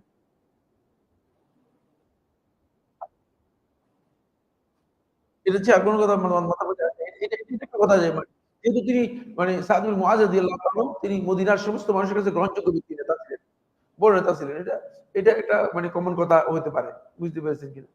কিন্তু এটা ছাড়া গুরুত্বপূর্ণ কথা হচ্ছে এই, কারণ যদি রাসূলুল্লাহ সাল্লাল্লাহু আলাইহি ওয়াসাল্লাম নিজে ফয়সালা করে দেন, তাহলে ইহুদিরা বলবে যে মুহাম্মদ আমাদের উপর ফয়সালা করে দিয়েছে, মুহাম্মদ আমাদের উপর ইহসান করে দেন। এই আপত্তি উঠাতে পারত। বুঝতে পেরেছেন? বলে তিনিই তো করলেন। ওহির মাধ্যমে করলেও তারা তো মুহাম্মদ সাল্লাল্লাহু আলাইহি ওয়াসাল্লামকে রাসূল হিসেবে গ্রহণ করে নাই। মুহাম্মদ সাল্লাল্লাহু আলাইহি ওয়াসাল্লাম রাসূল হিসেবে গ্রহণ করে নাই। বলে তারা ওহী হিসেবে মানলেও কিন্তু তারা এই কথা অপপ্রচার করত যে মুহাম্মদ আমাদের উপর অত্যাচার করছে, আমাদের উপর জুলুম করেছে। এজন্য ইহুদীদের কোন কিতাবের মধ্যে এই ব্যাপারে কোন বক্তব্য পাবেন না। কারণ এই ফয়সালা রাসূলুল্লাহ সাল্লাল্লাহু আলাইহি ওয়াসাল্লাম নিজে করেননি। এটা করেছেন সাদ ইবনে মুআয রাদিয়াল্লাহু তাআলা আনহু। রাসূল সাল্লাল্লাহু আলাইহি ওয়াসাল্লাম এজন্য নিয়ে আসছে যে তুমি ফয়সালা করে দাও। যাতে করে তারা বুঝতে পারে যে আল্লাহ রাসূল সাল্লাল্লাহু আলাইহি ওয়াসাল্লাম নিজের পক্ষ থেকে কোন ফয়সালা করেন নাই। নিজের পক্ষ থেকে ফয়সালা করেন নাই। অথচ তার ওহী নাযিল হয়েছে। দেখতে পেরেছেন? এজন্য খুব ভালো করে খেয়াল করুন। সুন্নাহ হচ্ছে যেখানে মাহাল্লুত তুহমা অপবাদের জায়গা আছে, সেখানে কোন ব্যক্তি তার জন্য জায়েজ নেই তিনি নিজে কর্তৃত্ব নিজ হাতে নিয়ে নিবেন। একবার একজন বুঝলেন না সে নিজে কেয়ারটেকার সরকারের প্রধান হয়েছে, আবার সরকারের প্রধান হয়েছে। খেয়াল আছে কিনা আপনাদের? ব্যাককল কাকে বলে? বেওকুফ। জানে না যে সুন্নাহ হচ্ছে যেখানে মাওজুদ তুহমা, তুহমতের জায়গা রয়েছে। খুব ভালো করে খেয়াল করুন। সেখানে কোন অবস্থায় নিজে কি করবেন না, দায়িত্ব নিজের উপর নিয়ে আসবেন। বরং আপনি দায়িত্বটা অন্যের উপর দিয়ে দিবেন। অন্যের উপর দিলে দেখবেন যে আপনি নিরাপত্তা লাভ করলেন এবং আপনি আপনার সম্মানের জায়গাটা, আপনার আসল জায়গাটা ঠিক থেকে যাবে। এটা নবী সাল্লাল্লাহু আলাইহি ওয়াসাল্লামের সিরাত থেকে গভীর জ্ঞান। ফিকহুস সিরা সম্পর্কে ক্লাস ফিকহুস সিরার উপর কোন ক্লাস হুম? হ্যাঁ? আলাদা হয়েছে না? ফিকহুস সিরার মধ্যে কিছু মানে আলোচনা হওয়ার কথা ছিল। এগুলো খুব গুরুত্বপূর্ণ বিষয়। নবী সাল্লাল্লাহু আলাইহি ওয়াসাল্লাম সিরাতের ফিকহের উপর কিভাবে সেখান থেকে মানে সিরাত থেকে কিভাবে ফিকহ আমরা কি গভীর জ্ঞানগুলো লাভ করতে পারি সেটা। আসেন, ফলে নবী সাল্লাল্লাহু আলাইহি ওয়াসাল্লাম আ এটা অনুমোদিত। ওয়াল হাসিল এর মোদ্দা কথা হচ্ছে এই, ইন্নাল কিয়াম লিল কাদিম আগত ব্যক্তি ইযা কানা লিকাসদিল মুসাফাহাতি যদি মুসাফার উদ্দেশ্য হয় ওয়া তাবাশশুশ এবং তার মানে তার প্রতি একটু আশ্চর্যের মুখে তাকে রিসিভ করার জন্য হয় তাকে ফাহাদা জাইজুন বাল হুয়া মিনাস সুন্নাহ এটা সুন্নাহ ওয়া মাকারিমিল আখলাক এবং অন্তর্ভুক্ত।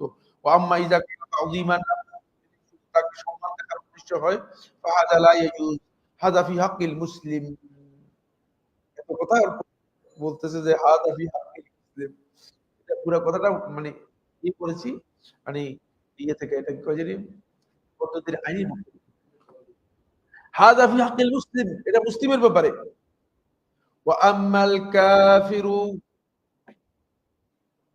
কাফির ব্যক্তি ফালা ইয়ানবাগি সুহবাতুহু তার সাহচর্য নেয়া ওয়ালা মুজালাসাতুহু তার সাথে বসা ফাদলান আনিল কিয়াম লাহু তার জন্য দাঁড়ানো তো দূরের কথা ওয়াল ই'তিনাই বিহি তার বিষয়টি গুরুত্ব দেওয়া তো দূরের কথা কোনটাই জায়েজ নেই। এখানে একটা মাসআলা রয়েছে এই মাসআলাটি আলোচনার মধ্যে আসেনি। এটা হলো এই মাল্টিকালচারাল যে সমস্ত সোসাইটি রয়েছে সেখানে যদি বস যদি মনে করেন হিন্দু হয় আর যদি আপনি আশঙ্কা করেন যে তাহলে আপনার চাকরি থাকবে না অথবা আপনার সাথে কোনো কারণে শত্রুতা পোষণ করতে পারে তাহলে আপনার জন্য জায়েজ রয়েছে আপনি তার সাথে মুসাফা করতে পারবেন, দাঁড়াতে পারবেন। এটা ইল্লা আন তাত্তাকু মিনহুম তুকা এই আয়াত থেকে সাব্যস্ত হয়েছে। কোরআনের আয়াত থেকে সাব্যস্ত। ইল্লা আন তাত্তাকু মিনহুম তুকা যদি তাদের কাছে তোমরা কোনো ব্যাপারে ভয় পাও, কোনো কিছু ভয় থাকে তাহলে ওই ভয় থেকে বাঁচার জন্য তাহলে তোমাদেরকে এতটুকু অনুমতি এতটুকু অন্যথায় তাদের সাথে শুধুমাত্র সৌজন্যতা ছাড়া আর তাদের সাথে উঠা বসা চলাফেরা বন্ধুত্ব মাখামাখি এগুলো কোনটাই কি জায়েজ নেই, এগুলো কোনটাই জায়েজ নেই। এইখান থেকে বোঝা যায় এখান থেকে বোঝা যায় ইয়াজুজুল কিয়ামু লিদ-দাইফ মেহমান আসলে মেহমানের জন্য দাঁড়ানো মুকাবালাতুহু মেহমানকে মানে আপনি সামনে তার সাথে সাক্ষাৎ করা ও মুআনাকাতুহু তার সাথে মুআনাকা করা ইযা কানা কাদিমান মিন সাফার যদি সে সফর থেকে আসে ও মুসাফাহাতুহু মুসাফাহা করা ওয়া হাযা কুল্লুহু মিনাস সুন্নাতি এটা পুরোটাই সুন্নাহর অন্তর্ভুক্ত পুরোটাই সুন্নাহর এটা পুরোটাই রাসূলুল্লাহ সাল্লাল্লাহু আলাইহি ওয়াসাল্লাম যখন হালিমা সাদিয়া রাদিয়াল্লাহু তাআলা আসলেন, তখন রাসূলুল্লাহ সাল্লাল্লাহু আলাইহি ওয়াসাল্লাম নিজে উঠে গেলেন, দাঁড়িয়ে গেলেন এবং রাসূলুল্লাহ সাল্লাল্লাহু আলাইহি ওয়াসাল্লাম নিজের চাদর বিছিয়ে দিলেন তাকে বসার জন্য। রাসূল সাল্লাল্লাহু আলাইহি ওয়াসাল্লামের মানে মৃত্যু পর্যন্ত আল্লাহ রাসূল সাল্লাল্লাহু আলাইহি ওয়াসাল্লাম এর গোটা জীবনী একজন নারী আল্লাহ রাসূল সাল্লাল্লাহু আলাইহি ওয়াসাল্লামের মৃত্যু পর্যন্ত আল্লাহ রাসূল সাল্লাল্লাহু আলাইহি ওয়াসাল্লামকে পেয়েছেন। জন্ম থেকে মৃত্যু পর্যন্ত। হ্যাঁ, জন্ম থেকে মৃত্যু পর্যন্ত একজন নারী রাসূলুল্লাহ সাল্লাল্লাহু আলাইহি ওয়াসাল্লামকে দেখেছেন। জন্মের দিনও দেখেছেন, শেষ মৃত্যুর দিন দেখেছেন। এবং জন্ম থেকে মৃত্যু পর্যন্ত রাসূলুল্লাহ সাল্লাল্লাহু আলাইহি ওয়াসাল্লামের সাথে যুক্ত ছিলেন। তিনি হচ্ছেন উম্মে আইমান বারাকা রাদিয়াল্লাহু তাআলা। আব্দুল্লাহ এর দাসী ছিল, যাকে রাসূলুল্লাহ সাল্লাল্লাহু আলাইহি ওয়াসাল্লাম পরবর্তীতে মুক্ত করে দিয়েছেন, আজাদ করে দিয়েছেন। উম্মে আইমান রাদিয়াল্লাহু তাআলা যে সমস্ত নারীদের ব্যাপারে ৮ জন নারীর ব্যাপারে রাসূলুল্লাহ সাল্লাল্লাহু আলাইহি ওয়াসাল্লাম জান্নাতের সুসংবাদ দিয়েছেন। তাদের সহিহ সনদে বর্ণিত হয়েছে। তবে আমাদের সহিহ সনদ ছাড়া আরো ১২ বা ১৪ জনের নাম রয়েছে। এদের মধ্যে একজন হচ্ছে উম্মে আইমান রাদিয়াল্লাহু তাআলা। রাসূল সাল্লাল্লাহু আলাইহি ওয়াসাল্লাম মৃত্যুর দিন পর্যন্ত জীবিত ছিলেন। রাসূল মৃত্যুর অনেক পরে মারা গিয়েছেন। আবু বকর রাদিয়াল্লাহু মৃত্যুর পরে মারা গিয়েছেন। তিনি অনেক লম্বা হায়াত পেয়েছিলেন। রাসূলুল্লাহ সাল্লাল্লাহু আলাইহি ওয়াসাল্লাম যখন উম্মে আইমান আসতো, তখন রাসূলুল্লাহ সাল্লাল্লাহু আলাইহি ওয়াসাল্লাম মা হিসেবে রাখতেন। উম্মি, আমার মা বলতেন। এবং রাসূলুল্লাহ সাল্লাল্লাহু আলাইহি ওয়াসাল্লাম তাকে সম্মান দেখাতেন, দাঁড়িয়ে যেতেন। এখান থেকে বোঝা যায় যদি সম্মানের জন্য হয়ে থাকে, তাহলে এটা আল্লাহ রাসূল সাল্লাল্লাহু আলাইহি ওয়াসাল্লামের আমল এবং এটা জায়েজ রয়েছে। এটা কি রয়েছে? জায়েজ রয়েছে। এক্ষেত্রে রাসূলুল্লাহ সাল্লাল্লাহু আলাইহি ওয়াসাল্লাম যেটা নিষেধ করেছেন, সেটা হচ্ছে মূলত যদি এই উদ্দেশ্য হয় যে অহংকারের জন্য অথবা কাউকে বড় সাব্যস্ত করার জন্য, শুধুমাত্র সেই কারণেই মূলত ধারণা নিষেধ করা হয়েছে। একটি হাদিস রয়েছে, যে হাদিসটা আবু দাউদ তার সুনানের মধ্যে বর্ণনা করেছেন। ওয়ালা তাকুমু কামা তাকুমুল আজিম, তোমরা যেভাবে অনারবরা সম্মান প্রদর্শন করার জন্য দাঁড়িয়ে যায়, ঠিক সেভাবে তোমরা দাঁড়াবে না। এই হাদিস থেকে বোঝা যায় সম্মান দেখানোর জন্য কোন ব্যক্তি আসলে এইভাবে দাঁড়ানো, এটা রাসূলুল্লাহ সাল্লাল্লাহু আলাইহি ওয়াসাল্লামের সুন্নাহ থেকে নিষিদ্ধ বিষয়। কিন্তু এই যে হাদিসটা, এই যে সুন্নাহ মানে নিষিদ্ধ বলা হয়েছে এই হাদিসটা, এই হাদিসটা হচ্ছে ও কামা তাকুমুল আজিম, যেভাবে অনারবরা দাঁড়িয়ে যায়, সেটা হচ্ছে অনারবরা বসে বসে থাকে, যখন কোনো মেহমান অথবা কোনো ব্যক্তি আসে, তখন তাকে দেখেই সম্মান দেখানোর জন্য দাঁড়িয়ে। এটা এবং এটা ব্রিটিশরা আমাদের এই কলোনিয়াল এই জায়গাতে শিখিয়ে দিয়ে গেছে। ফলে আপনি দেখবেন যে আমাদের স্কুল কলেজগুলোতে যখন আপনি যাবেন, তখন আপনি স্কুল কলেজে গেলে দেখবেন ছাত্ররা ১ম এ আপনাকে দাঁড়িয়ে যাচ্ছে এবং আপনাকে সালাম দিচ্ছে। সুন্নাহ হচ্ছে আপনি সালাম দিয়ে ঢুকবেন এবং ছাত্ররা বসে থাকবে। ছাত্ররা আপনার জন্য দাঁড়াবে না। আর যদি ছাত্র আপনাকে রিসিভ করার জন্য আসে, তাহলে ছাত্ররা দাঁড়িয়ে সামনে এসে আপনার সাথে মুসাফা করবে। কিন্তু অন্যথায় ছাত্র সব বসে থাকবে। এটা হচ্ছে সুন্নাহ। কিন্তু দেখা যাচ্ছে যে আমাদের এই মাদ্রাসাগুলোতে একজন লোক আসতেছে, ইন্সপেক্টর এই সেই যেই আসতেছে সালাম দিয়ে, মানে তিনি নিজেই, মানে সবাই সালাম দিতে হবে, আবার সবাইকে কিন্তু দাঁড়িয়ে যেতে হবে। সবাই একসাথে শুধুমাত্র এই লোককে সম্মান দেখানোর জন্য দাঁড়িয়ে যাওয়া, এটা হচ্ছে আজমিদের কাজ। এটাকে রাসূলুল্লাহ সাল্লাল্লাহু আলাইহি ওয়াসাল্লাম নিষেধ করেছেন। কারণ এটা সুন্নাহ দ্বারা প্রমাণিত হয়নি। এটা সুন্নাহ দ্বারা এই আমলটা প্রমাণিত হয়নি। এই কারণে রাসূলুল্লাহ সাল্লাল্লাহু আলাইহি ওয়াসাল্লাম নিষেধ করেছেন। এরপরের পয়েন্টটা আলোচনা করে শেষ করে দিচ্ছি। পরের পয়েন্টটা আমি আগে বলছিলাম যে এটা আলোচনা করব, খুব গুরুত্বপূর্ণ বিষয়। রাওয়াতিব কাকে বলা হয় জানেন? আমরা জানি। রাওয়াতিব হচ্ছে সালাতের পরে যে সুন্নতগুলো আদায় করা হয়, ফরজ সালাতের আগে অথবা পরে যে সুন্নতগুলো আদায় করা হয়ে থাকে, এগুলোকে রাওয়াতিব বলা হয়। এগুলো কি বলা হয়? রাওয়াতিব বলা হয়। জুমহুর আহলে হাদিসদের মতে এই সুন্নতগুলো সুন্নতে মুআক্কাদা। এগুলো সুন্নতে মুআক্কাদা এবং এগুলো গুরুত্বপূর্ণ সুন্নত। নবী সাল্লাল্লাহু আলাইহি ওয়াসাল্লাম এগুলো আদায় করতেন এবং সাহাবায়ে কেরামদের আমল দ্বারা প্রমাণিত হয়েছে এগুলো আদায় করা। কিন্তু ইদানিং দেখা যাচ্ছে যে কিছু সংখ্যক আমাদের মধ্যে থেকে কিছু ভাই নতুন করে বের হয়েছে, যাদের বেশি সমাজ তৈরি হয়েছে। সমিতির মধ্যে একটা সমাজ হচ্ছে এই ফরজ পড়েই শেষ, আর সুন্নত পড়েন না। এই মাসআলা বড় ধরনের গলদ। তিনি মনে করছেন যে সুন্নতের দরকার, এই কাজটা শুদ্ধ। আমার ওইটা আলোচ্য বিষয় নয়। আমার আলোচ্য বিষয় হচ্ছে এই যে রাওয়াতিব গুলো কোনটা? কোথায় পড়লে সুন্নাহ সম্মত হবে? রাসূলুল্লাহ সাল্লাল্লাহু আলাইহি ওয়াসাল্লাম হাদিসের মধ্যে ইরশাদ করেছেন, "সাল্লু আইয়ুহান নাসু ফি বুয়ুতিকুম।" হে মানুষরা তোমরা তোমাদের ঘরগুলোতে সালাত আদায় করো। ঘরে নফল সালাত আদায় করাটা উত্তম। নফল সালাতের মূল জায়গা হচ্ছে ঘর। আর দেখি যে মুসল্লি যা আছে সবগুলো নফল সালাত, ওই সালাত ছাড়া রাস্তায় একবারে দরজার মধ্যে দাঁড়িয়ে নামাজ পড়তেছে। তিনি জানেন না যে দরজায় অথবা হাঁটার রাস্তায় নামাজ পড়া জায়েজ নেই। আমি আজকে আপনার কথা বলছি না। সুন্নত দিন সকল নিয়ে এরকম একটা অবস্থার মধ্যে আছে। তিনি আগেই সরে যাবেন। তিনি আগেই সরে যাবেন দরজা থেকে। দরজায় কেউ দাঁড়াতে দেবেন না। তিনি আগেই সরে যাবেন। কারণ তিনি জানেন যে দাঁড়ায় আমি, মানুষ বের হবে কিভাবে? আপনি বাধা সৃষ্টি করার জন্য তিনি নফল নামাজ পড়তেছেন দরজায় দাঁড়িয়ে। তিনি সুন্নাতই বুঝেন নাই। তিনি সুন্নাতই বুঝেন নাই। সল্লু আইয়ুহান নাসু ফি বুয়ুতিকুম। হে মানুষ তোমরা তোমাদের ঘরগুলোতে সালাত আদায় করো। ইন্না আফদালাস সালাতি সালাতুল মাররি ফি বাইতিহি ইল্লা আল মাকতুবা। কারণ সবচেয়ে শ্রেষ্ঠ সালাত হচ্ছে একজন ব্যক্তি তার ঘরের মধ্যে সালাত আদায় করবে। নফল সালাতগুলো ঘরে আদায় করা উচিত উত্তম। ইল্লা আল মাকতুবা, ফরজ ছাড়া। তাহলে কি আমরা সুন্নতের রাজি নাকি সুন্নতের একটু একটু দেন আপনারা কি মনে করেন? আপনি কি মনে করেন? কোথায় যেন আমি তো আপনার তো ফরজ সালাতের মধ্যে দেখতেছি যে মানে ২ রাকাত ৪ রাকাত মানে ৮ রাকাত ৬ রাকাত পড়ে শেষ করে ফেলতেছে। এগুলো কোথায়? এগুলো পড়ার কথা বলে। বাসায় পড়ার কথা। বাসায় কই? মানুষ বাসায় পড়তেছে কোথায়? তাদের সুন্নতের উপর নাই তো। অনেকে জানে না তো। ওটাই তো আলোচনা তো হচ্ছে ওটাই তো। আলোচনা হচ্ছে সুন্নাত হারিয়ে গেছে এইজন্যই তো আলোচনা। আলোচনা তো কষ্টই আছে। وفي رواية أبي داود أو داود رواية মধ্যে এসেছে صلاة المرء في بيته أفضل من صلاته في مسجدي هذا إلا المكتوب সুবহানাল্লাহ সুবহানাল্লাহ এতে কি বোঝা যায়? হাদিস রাসূলুল্লাহ সাল্লাল্লাহু আলাইহি ওয়াসাল্লাম হাদিসে কেউ হাসান বলেছেন। যে একজন ব্যক্তির নফল নামাজ তার ঘরের মধ্যে পড়া উত্তম।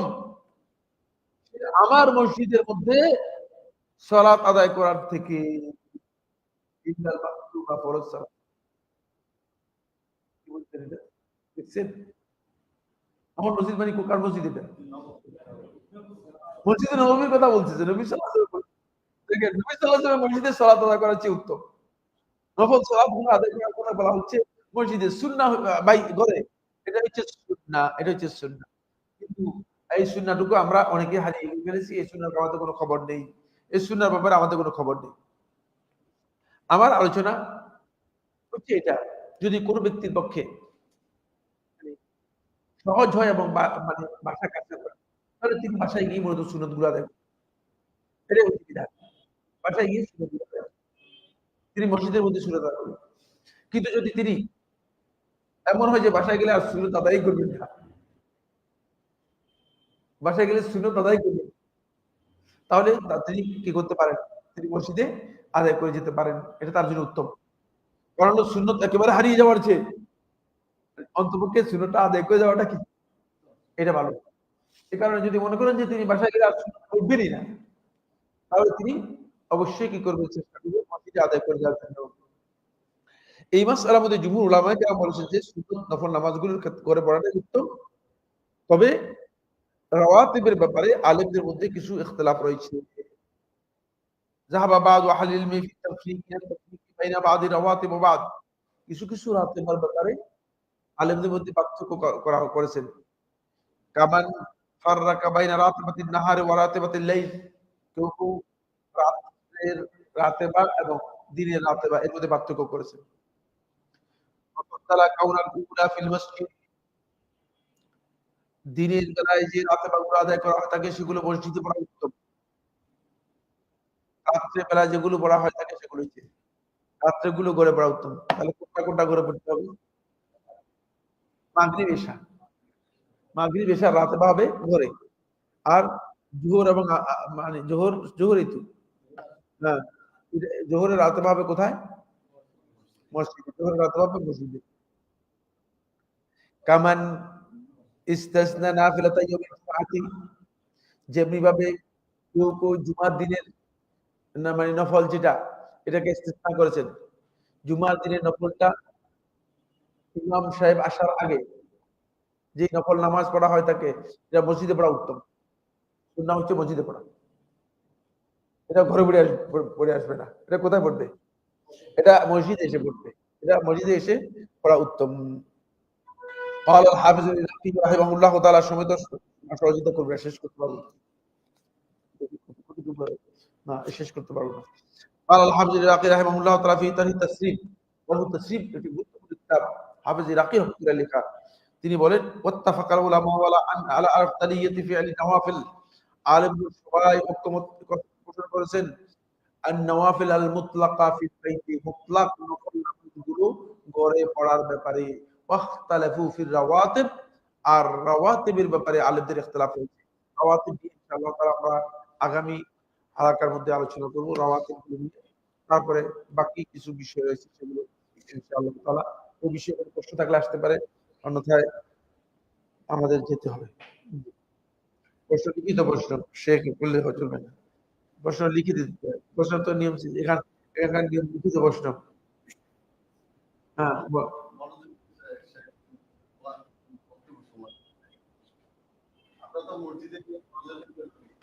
একজন আপনি তো অনেক মনোযোগ দিয়ে শুনেছেন, আরেকজন অত্যন্ত মনোযোগ দিয়ে ঘুমাইছেন। আচ্ছা, এবার বলো। না, ঘুম তো রহমত। ঘুম ঘুম তো মানে ভিন্ন জগৎ এবং রহমতের জগৎ, এটা ভালো কাজ। জি।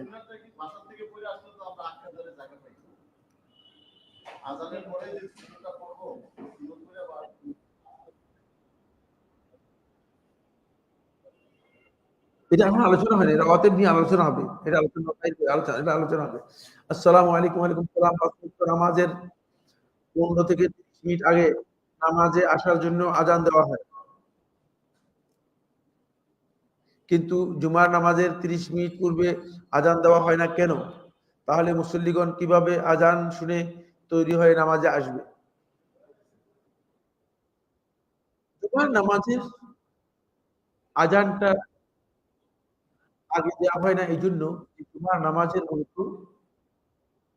বিধান হচ্ছে শুধুমাত্র ওয়াক্ত, দুখুলুল ওয়াক্ত নয়। নামাজ আর জুমার নামাজের মধ্যে পার্থক্য হচ্ছে এই জায়গায়। নামাজের বিধান হচ্ছে দুখুলুল ওয়াক্ত, ওয়াক্ত দাখিল হওয়া। ওয়াজিব হওয়ার জন্য শর্ত হচ্ছে ওয়াক্ত দাখিল হওয়া। আর জুমার জন্য শর্ত হচ্ছে শুধুমাত্র ওয়াক্ত। এই জন্য মানে আপনি জুমার সালাতে আগে থেকেই এসে বসে থাকবেন, জুমার সালাতে আগে থেকে আসবেন। ফলে জুমার সালাতে বিধান হচ্ছে জুমার সালাতে আজানের জন্য অপেক্ষা করবে না, তিনি জুমার সালাতে আসবেন একেবারেই সকালবেলায়। নবী সাল্লাল্লাহু আলাইহি ওয়াসাল্লাম হাদিসের মধ্যে যেটা এসেছে সেটা হলো এই প্রথম ঘন্টায় সাহাবায়ে কেরামগণ উপস্থিত হতেন। প্রথম ঘন্টা বলতে 9:30টাকে বোঝায়। তো 9:30 থেকে আরম্ভ করে আপনি জুমার সালাতে অংশগ্রহণ করবেন। যে যত আগে আসবে তত বেশি ফজিলত পাবে। এই জন্য এর জন্য কি করা হয় নাই? এর জন্য আজানের আলাদা ব্যবস্থা করা হয় নাই। আজানের আলাদা ব্যবস্থা করা হয়। যদিও আলেমদের মধ্যে ইখতিলাফটা হচ্ছে এই, এখানে দুটি আজান মানে দেওয়ার বিষয় নিয়ে। কিন্তু নবী সাল্লাল্লাহু আলাইহি ওয়াসাল্লামের সময় একটি প্রচলিত আজান ছিল, একটি প্রচলিত আজান, এবং শুধুমাত্র নবী সাল্লাল্লাহু আলাইহি ওয়াসাল্লাম যখন আসতেন খুতবার জন্য আজান দেওয়া হতো জামাতে। ওয়াইজা সালাতি মিন ইয়াউমিল জুমআতি, এখানে সালাতের ওয়াক্তের কথা বলা হয় না, মানে সালাতের জন্য বলা হয়েছে। সুতরাং সালাতের আজানটা সালাতের জন্যই, সেখান থেকেই সালাত শুরু হয়ে গেছে। এই কারণেই আজানটা যখন ইমাম সাহেব আসবে তখন আজান দেওয়া হবে, তখন থেকে জুমার সালাত আসার, তখন আপনি আর জুমার সালাতে আসলে জুমার সালাতের ফজিলতই পাবেন। এই কারণে জুমার সালাতটা অন্যান্য সালাতের চেয়ে ভিন্ন এবং এর গুরুত্ব অনেক অপরিসীম গুরুত্ব রয়েছে।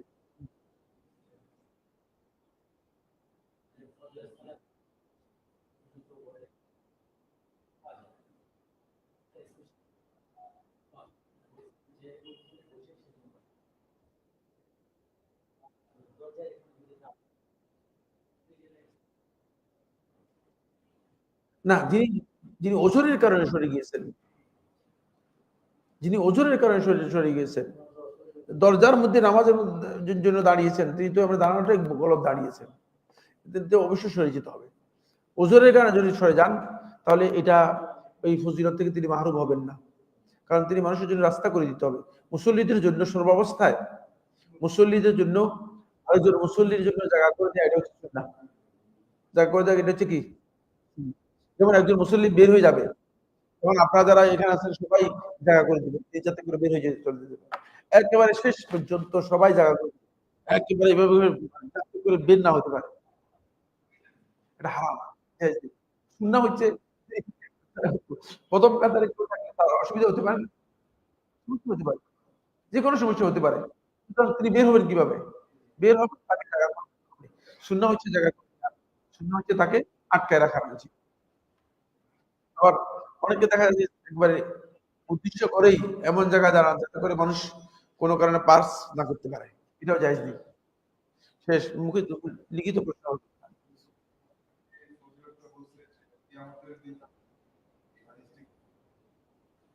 না, কিয়ামতের দিনে যে বক্তব্য রয়েছে এটা সহিহ হাদিস নয়। কিয়ামতের দিনে যে হাদিস, এটা সহিহ হাদিস নয়। মানে ইয়াকুনু লাহু দিয়াআন আও নূরান ইলা উসবুআইনি, ২ সপ্তাহের মধ্যে অথবা আগামী সপ্তাহ পর্যন্ত এই riwayatটি সহিহ। হাযা সুবহানাকাল্লাহুম্মা ওয়া বিহামদিকা আশহাদু আল্লা ইলাহা ইল্লা আনতা আস্তাগফিরুকা ওয়া আতুবু ইলাইক। আসসালামু আলাইকুম ওয়া রাহমাতুল্লাহি ওয়া বারাকাতুহু।